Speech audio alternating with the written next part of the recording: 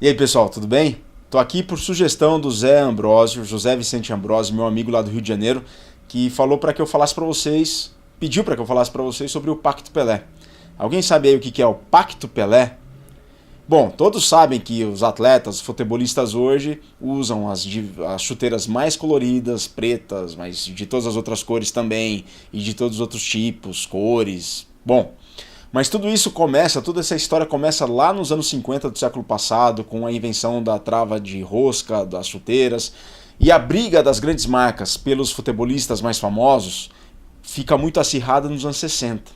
Na Copa de 66, inclusive, a Adidas praticamente calçou quase todos os futebolistas da final, com exceção de dois ingleses, e um deles era o Gordon Banks, goleiro, guarda-redes da Inglaterra, inclusive fez aquela defesa na Copa de 70, que pegou a cabeçada do Pelé, que ficou conhecida como a defesa mais bonita do mundo.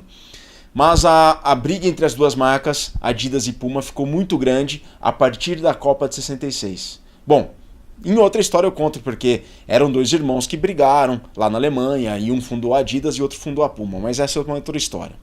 Entre a Copa de 66 de futebol e a Copa de 70, Adidas e Puma chegaram num acordo. Qual era esse acordo? Era o Pacto Pelé.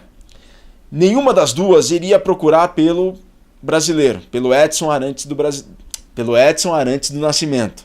Por quê? Porque uma procura financeira, uma briga financeira para patrociná-lo não seria saudável nem para Puma nem para Adidas.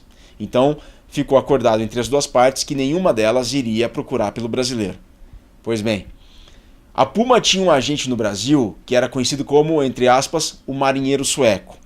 Hans Henningsen, morreu em 2015. Ele era jornalista, espanhol de nascimento das Ilhas Canárias, mas com os pais suecos. Foi imigrante no Brasil e radicou a vida toda no Brasil. E ele era jornalista muito próximo dos futebolistas do Brasil que jogaram a Copa do Mundo de 70 no México. Conversava com todos eles. E ele recebeu ordens da Puma para que não procurasse pelo Pelé. Pois bem, ele achou estranho. Mas foi o Pelé que procurou pelo Hans Henningsen.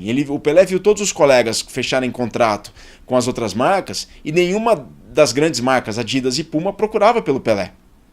O Pelé procurou o Hans Henningsen e começaram a conversar. O Hans Henningsen acionou a Puma lá na Alemanha, que deu o sinal verde para que ele prosseguisse com as negociações. O que foi acordado? O Pelé vestiria a chuteira Puma e receberia para vestir a chuteira Puma na Copa de 70 $25 mil, mais 10% por cada chuteira dele vendida. E receberia nos outros próximos 4 anos, até 74, $100 mil, ou seja, $25 mil por ano até a Copa de 74.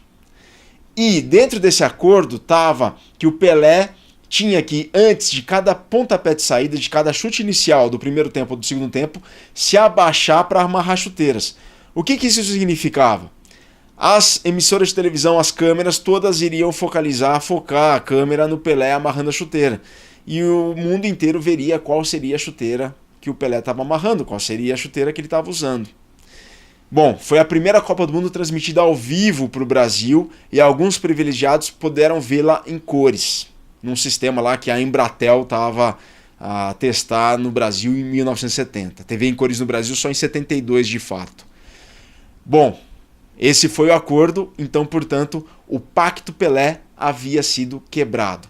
Inclusive, voltando lá na Copa de 66, a Puma tinha se dado muito bem, porque a Puma não tinha a grande quantidade de jogadores, a maior quantidade de jogadores era a Adidas que tinha, só que a Puma tinha alguns mais midiáticos, alguns mais que a imprensa procurava e que apareciam mais nos jornais, nas televisões, que eram tanto o Gordon Banks e o Eusébio.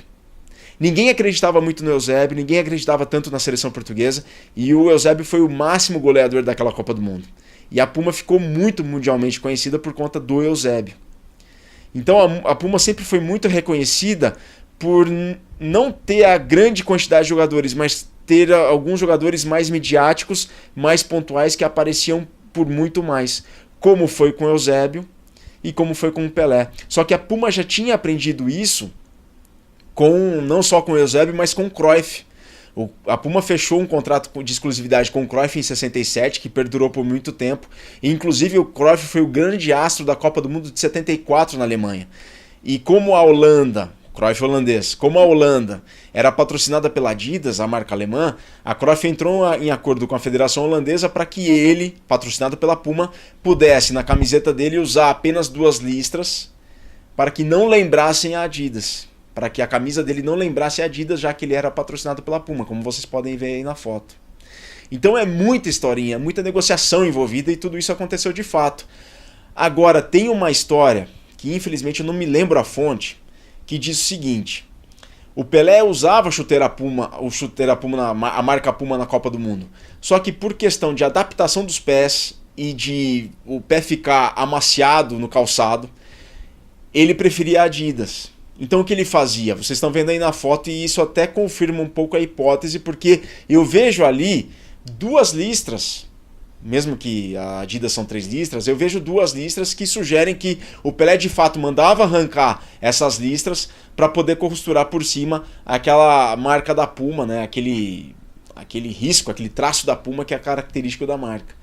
E uma vez eu soube disso e uma foto como essa corrobora a hipótese de que isso de fato acontecia. Então é bastante historinha, é bastante acordo, e hoje você tem inúmeros futebolistas com contratos com as mais diversas marcas. É uma indústria de grande impacto dentro da indústria esportiva.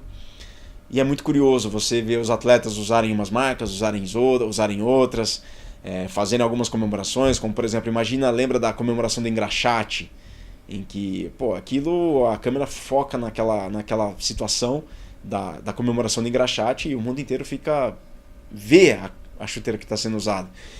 E isso é muito importante, né? Essas histórias são importantes e que fazem da Copa do Mundo um acontecimento grandioso e com impacto na indústria, não só esportiva, mas do mundo, bastante forte. Bom, pessoal, valeu Zé pela sugestão, espero que vocês tenham gostado. E boa Copa do Mundo. Talvez eu volte mais vezes aqui, mas era uma história que merecia ser compartilhada. Tá aí, portanto, o Pacto Pelé. Um grande abraço a todos e boa Copa.